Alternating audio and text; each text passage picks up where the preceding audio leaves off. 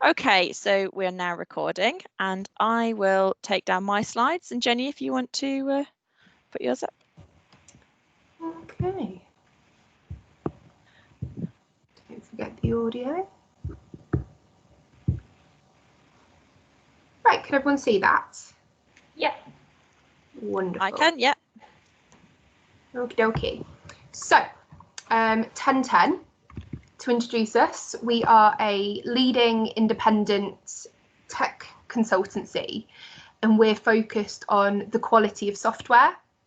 So we are made up of consultants primarily, and we're here to talk to you today a bit about our industry, but also about our graduate academy specifically. So to introduce my team, you can see me on the far left there. I'm the head of graduate talent. I'm responsible for all of our recruitment. I have quite heavy input in the well-being of all of our graduates as well, and just kind of day-to-day HR admin duties. Alys, who is just next door to me there, is on the call as well. She's our Academy Wellbeing Manager. It's her job to ensure that everything runs smoothly, that everyone's happy, that everyone feels supported, and that you've got someone to speak to, regardless of whether it's good news, bad news, or if you just need a shoulder for that day. Ash is our king. He is our Academy Services Director, and he's also a founding director of 1010. And then we've got Thomas, Peter and Robin, who are our trainers. So they facilitate all of the training opportunities and learning opportunities that we offer here at 1010. 1010 is a bit of a overall intro. We have 2 UK offices in Leeds, London, and we've got an office over in America as well.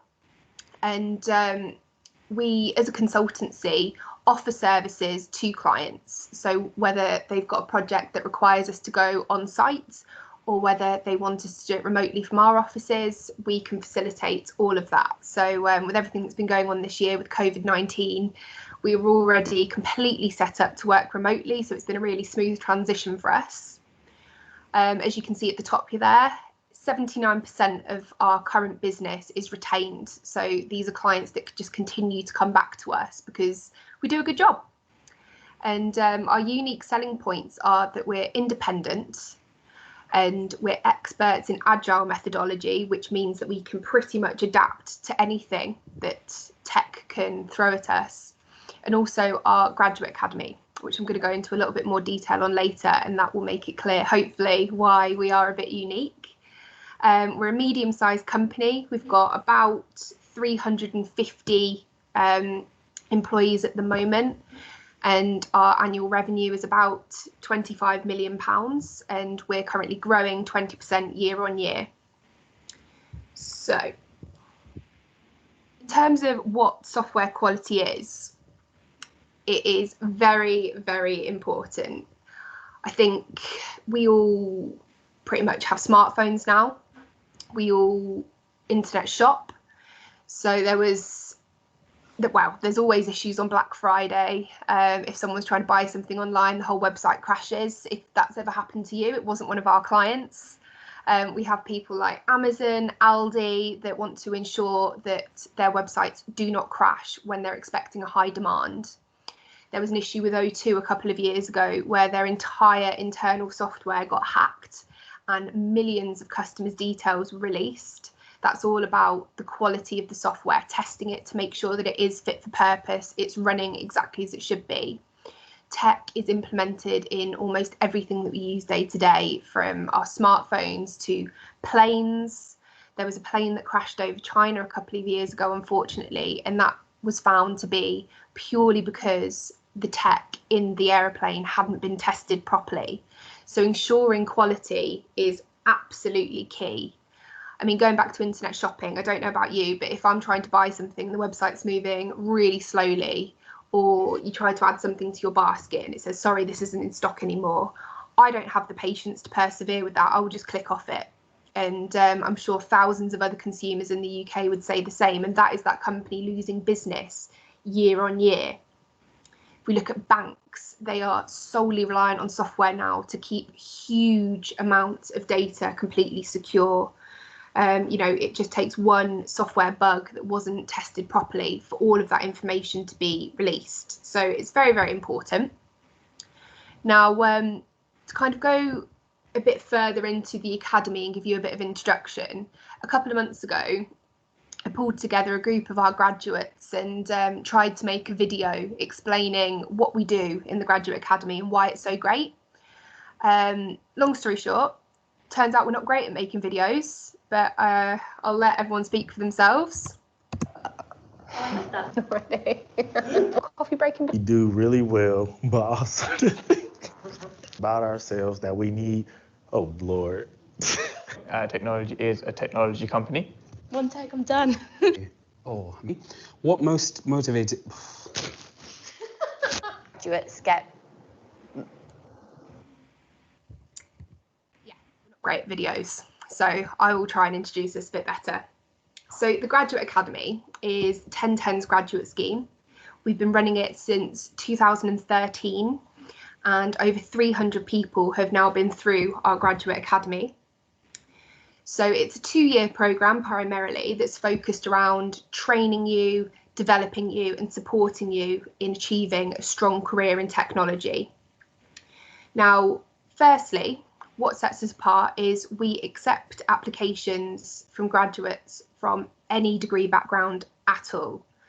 The graduates that we've hired have come from pretty much every degree that you could possibly imagine: events management, music, computer science, computer forensics, English literature, classics, drama, the list goes on. We look for diversity. One of the main reasons for this is looking at socioeconomics and gender and ethnicity. So the current stats in the UK are the socioeconomic background, your ethnicity, your gender are all associated with the choices you make at school and the subjects that you choose. It tends to be that white males from a fairly high socioeconomic background tend to be the people that pick STEM degrees. So that's a choice that you make when you're 14, 15. And then if you decide, when you're applying for university or when you've graduated university, that actually, now that you've had the opportunity to spend a bit more time with it, technology is something that you're really interested in, but you can't pursue a career in technology because of that decision you made when you were 14 years old. We strongly disagree with that. So STEM undergraduates in the UK right now, only 22% of those undergraduates identify as coming from a BAME background. 19% of computer science undergraduates identify as female. So all of these things, if we were to only hire from a STEM background, are excluding so many people. So what we do throughout the recruitment process is look for your aptitude.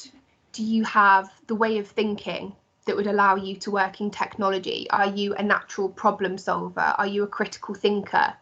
And so if I use perhaps English literature degree as an example, someone from an English lit background, on paper, you probably couldn't find anyone less qualified, in inverted commas, to pursue a career in technology. But that person has just spent 3 years looking at ideologies, theories, texts, comparing them, contrasting them, utilising all of that information to formulate their own conclusion. That is critical thinking. It shows a huge attention to detail, and it's problem solving in a way as well. So if you have that way of thinking, you can absolutely have a very successful career in technology. So we pull out all of these different attributes throughout the recruitment process, which is very friendly, it's very personable. I very much don't go in for those quite competitive screaming matches that you sometimes get on assessment days. I want to get to know each of my candidates as a person a little bit, because we hire groups of about 20 people for an academy. And if you get a group of 20 people, not everyone is going to be the really loud introvert. Not everyone's going to be really quiet. We look for a well-rounded group of people that will work together and have the opportunity to go on a multitude of different projects. So when you join the academy, we start off with some classroom-based training. And on day one, we always walk into the room. We're just like, right, who's excited? Great. Do you remember me telling you in your interview about all of the courses that you're about to do? And everyone's like, yeah. It's like, right, do you remember me telling you that you're about to do a 1 week module in robotic process automation? And everyone's like, yeah. It's like, right, can anyone tell me what that is? And everyone's face just falls and they're like, no. And then you see that look of absolute blind panic in their eyes and like, what am I doing here? I've never done this before. And then within 3-4 weeks, you've been making a cup of tea and all of these people are in the kitchen arguing about where the space goes in that line of code. So it is relatively easy to pick up when it's taught in a specific way. So 6 weeks of core training that gives everyone a real introduction to tech and what we do here at 1010. Everything's taught through theory, practical, games, group work and individual projects. You then have the opportunity to do some additional training in a specialist subject. 6 weeks is a good amount of time to get a feel for what you're specifically interested in and what you really don't like. So we have an array of additional courses that include DevOps, robotic process automation, test automation, business analysis, and we will work with every single person to figure out what's the best additional training project for you. After all of your training is completed, we would then look to match you with a client project so you could gain some hands-on experience. So my team and the resourcing team and the sales team all get together. Sales team will say, right, we've got this fantastic project with this client. It's with the Home Office. It's amazing. This is what the skills are. So resourcing will then say, right, well, we can see on this sheet of paper who would be good for this kind of project for this reason, this reason, this reason. Then my team comes in and says, right, well, from a cultural point of view, so-and-so would hate that project because, it's in the middle of London. It's really, really corporate. That is not what their personality is like at all. This person would be really good for it. So what I'm trying to say is we make project matches based on skill set, what your interests are, but also who you are as a person. Are you going to be happy on that client site? Are you going to be happy in that project? And then once we found a good fit, we'll support you to move over to client site. And we will keep in touch for the next 2 years or the duration of the project. We will continue your development and you will have the opportunity to do a huge array of industry leading qualifications as well. So at the end of the 2 years, you are a fully qualified 1010 consultant with a huge list of industry qualifications under your belt and 2 years of hands-on experience, which is the most important thing in the tech industry. Now, another point would be that during the initial training programme, we hold that in our Leeds office. The Leeds office is the home of the academy. We pay a salary from day one. You are a fully fledged 1010 employee from day one, so you receive all employee benefits. And we also provide accommodation as well. So I've just popped in a little video of the 1010 Housing to show you.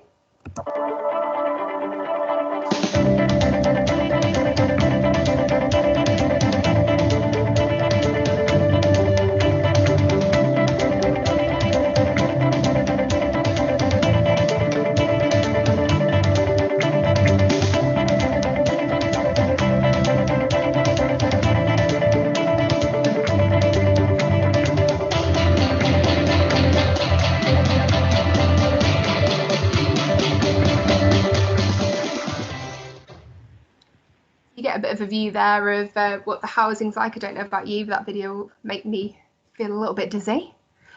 So move in to the academy houses on your first day, and then we start on the academy modules. So this is what the first 6 weeks of the 1010 Academy looks like. You would have an introduction to agile methodology, which is the methodology in which we work. That is essentially just to be super flexible, be able to adapt to anything. And then you move forward to the foundations of what software testing is, look at the different types of it, how you do it, have some practical examples and get some practical experience. Enterprise IT, technical testing, performance testing, automation testing, DevOps, and then effective IT professionals, which is more about how you conduct yourself in a professional format. For a lot of people that join the academy, they've never really been in that professional environment before. They perhaps don't know how to conduct themselves in a meeting or need some assistance with how to communicate effectively. Now, throughout, we have a dedicated wellbeing support team. So this is from the moment you sign your contract through to the end of the 2-year programme. So at the moment, the wellbeing team consists of Alys and I, and it's our job to have our graduates' backs no matter what. So we're contactable all the time. We run 2 graduation celebrations, one at the end of your core training, one at the end of the 2 years. We run monthly drop-in sessions, regular themed drop-in sessions, which are just video calls based on kind of key themes that our graduates have brought up. We have a representative committee of 2 people from every cohort. We run quarterly social events in various locations across the UK, which is a great opportunity to meet up with other people in the academy. You would have a monthly one-to-one catch-up with one of us. The opportunity to attend a positive psychology course. If relocation was required for your move to client site, we fully support you throughout that, both financially and through communication. And we also manage the academy houses. Alys and I are also both qualified mental health first aiders as well. Now, the principles of our academy, which are the foundations in which we go to work every day, are very simple. Firstly, everyone should have the opportunity to pursue a career in technology. So this is why we offer accommodation from day one that is completely free. We pay a salary from day one. There are no fees associated up front with the cost of the course. And also, if relocation is required, we fund that as well. Secondly, diversity. No one should be limited from having a career in technology based on decisions they made at school. And then finally, investment in integrity. No one has ever failed our training course. We offer a huge amount of support to everyone that joins the programme. And if you go through the training, you should have a very successful career in technology. Now, I think I've waffled for long enough. If you'd like to go onto our website, there's a lot of different content on there as well, and you can also reach out to either Alys or myself directly. So thank you very much. I will try and figure out how to stop sharing my screen now. There should be a little stop presenting button that pops up at the left-hand side rather. Can you see me? Yeah, you're back. Yes. Wonderful. Yes. Okay, so we've had one comment in the chat that actually came into the channel itself, which was looking at the client list. Is it the case then that you do more private business than kind of government, local civil servant procurement? Does it tend to be private sector? So I would say that it's a real mix. Ever so recently, we've been working on some quite large home office projects with the government. It's really cool to talk to people on our grad scheme. I'm in contact with them very frequently, and we've even had some people working on COVID-related projects, right, and kind of immigration, border control, making tax digital. So there is some really cool public sector organisations and work that we do. But at the moment, I would probably say the larger portion of our work is with private businesses, but there is a real mix. And when it comes to placing people, some people have specific interest in a certain industry. Some people might be really keen to work on the kind of government-based projects, which we'll always try and facilitate. The only thing is we require a certain level of security clearance for our consultants to work on these kind of government projects. So it always feels quite top secret when they start going through the checks and things to be able to be allowed to on those accounts and those projects. Okay. So does anybody want to either type a question into the chat or raise your hand?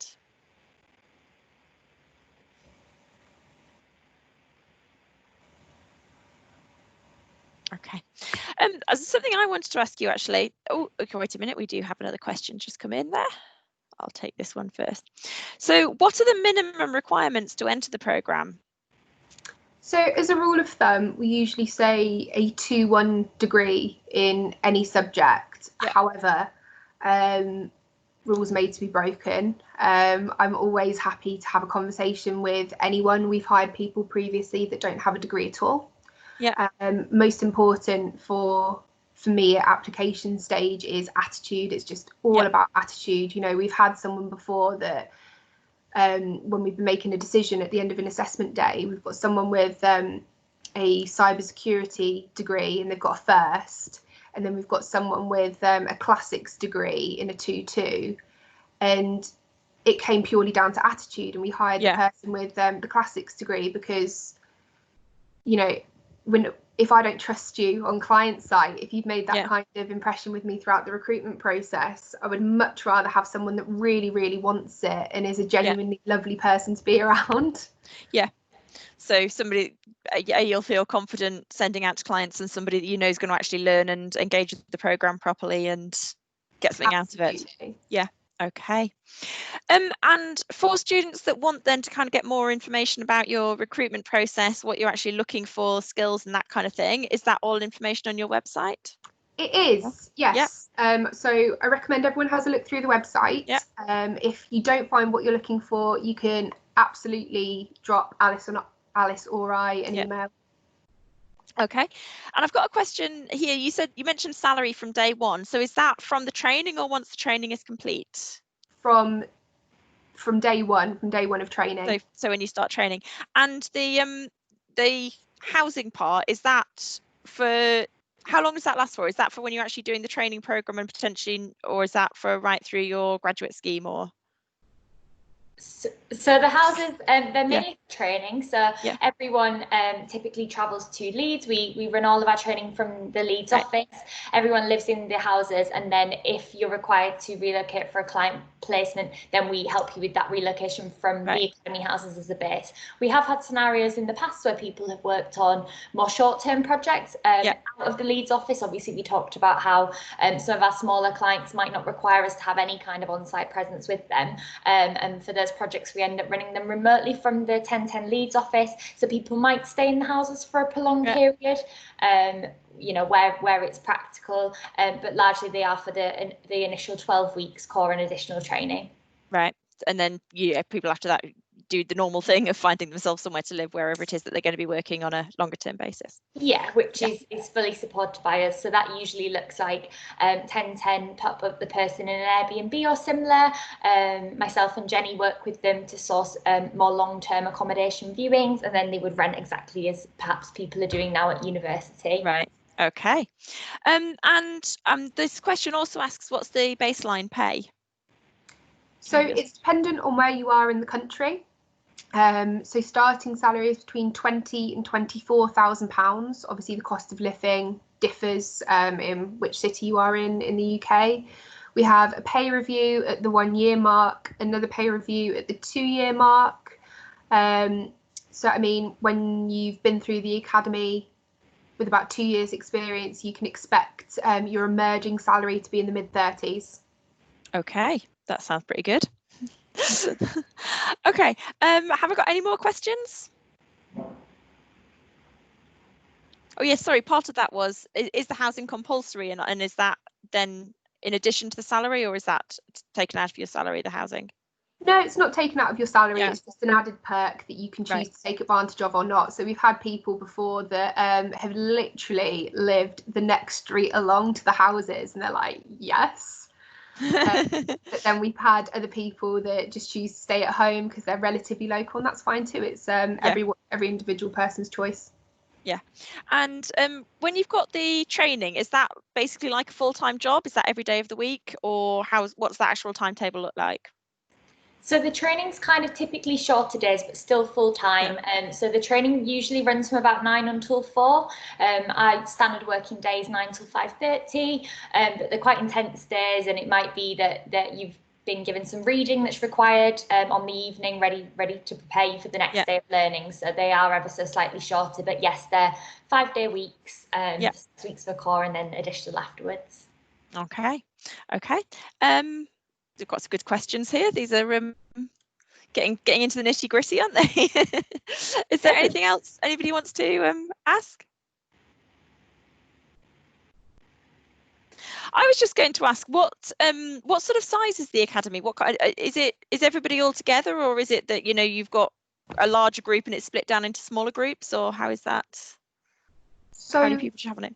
We hire anywhere between 4 and 6 academies a year, and they're usually about 20 people. Right. Okay. So you're looking at sort of between 100 and 120 people across the year. Yeah. Okay. Okay. And in terms of the training, I'm not sure if it's worth adding, but core training is always done as one group. So if there's 20 people in an academy, everyone goes through core training together.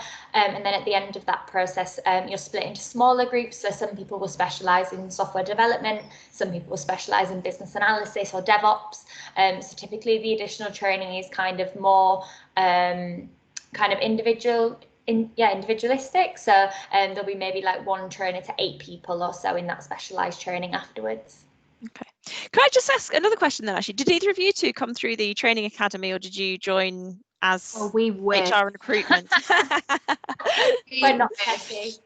So I graduated from Beckett actually in 2013 with a degree in psychology, and I really wanted to pursue a career in technology, but there wasn't any opportunity for me to at that time.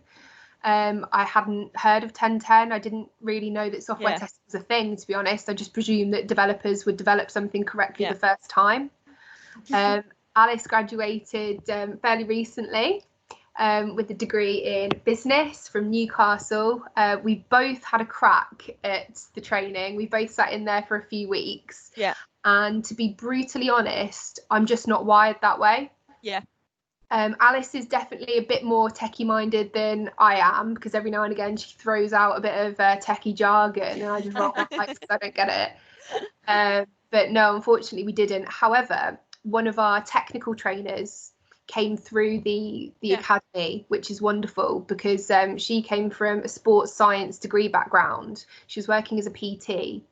We hired her for the academy. She went through it, did her 2 years, did an additional year, 18 months in the field doing really, really techie work, and then realised that she wanted to come back to the academy team, and now she teaches Java and test automation. So not only does she have some fantastic experience, but she's about 20 years younger than the other trainers, and she gets it. She gets how scary it is not coming from that kind of background. She gets how intense the training is. So she's brilliant. That's so I really pass helpful. all of those questions towards her usually. Yeah.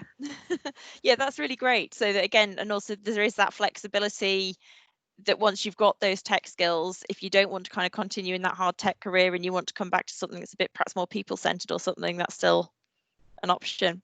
Okay, that's great. Okay, unless any more questions want to come through, if anybody wants to raise their hand or put something else in the chat, I think we've got some really useful information there. What would you like people to do next then? I would like for people to have a look through our website and to get in touch with us if they have any questions. It may be that you like some of what we've said, but think maybe, 1010 isn't the right company for you, which is absolutely fine. If you want any advice on getting into the tech industry in general, always more than happy to have a chat about that. My advice would be, if you are looking at pursuing a career in tech, just to try and educate yourself as much as possible about the industry as a whole. Anyone that's hiring right now is in desperate need for the tech professionals. So it's all about attitude. Just look at the industry, read as much as you possibly can. And one sort of thing that's usually said to us in events like this when we're face to face is, oh, I just don't know how to ask these kind of questions. Just ring tech companies. As a whole, we're a very friendly industry. We're all very down to earth. There's nothing stopping you from just ringing and being like, look, I just want to ask a couple of questions. Is that all right? And 9.99 times out of 10, people are more than happy to have a chat with you. That's great. Okay. Is there anything you wanted to, any recommendations or anything from you, Alys? Yeah, I definitely echo what Jenny said. If perhaps any of you guys on the call just want a bit more of an informal chat, you can reach out to us on LinkedIn. We're always happy to have a chat about 1010 and help guide you in the right direction wherever we can. So yeah, just get in touch. We're always up for a chat. Okay. That's super. I think we'll wrap that up then. So thank you ever so much for your time and for your presentation. That's been really helpful. This has obviously all been recorded, so it will be available for people to come back and look through. I saw we did have a few people who joined in during like partway through the session, so they'll obviously have a chance to go back and hear some of the earlier stuff, and hopefully we'll get a few other people watching it.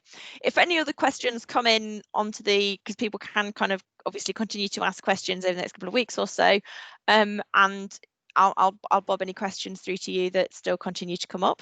Otherwise, thank you very much, and hope you enjoy the rest of your day. We'll wrap it up there. Thank you. Thanks for having us. Thank you. That's super. Bye. Thank you. Bye. Bye bye.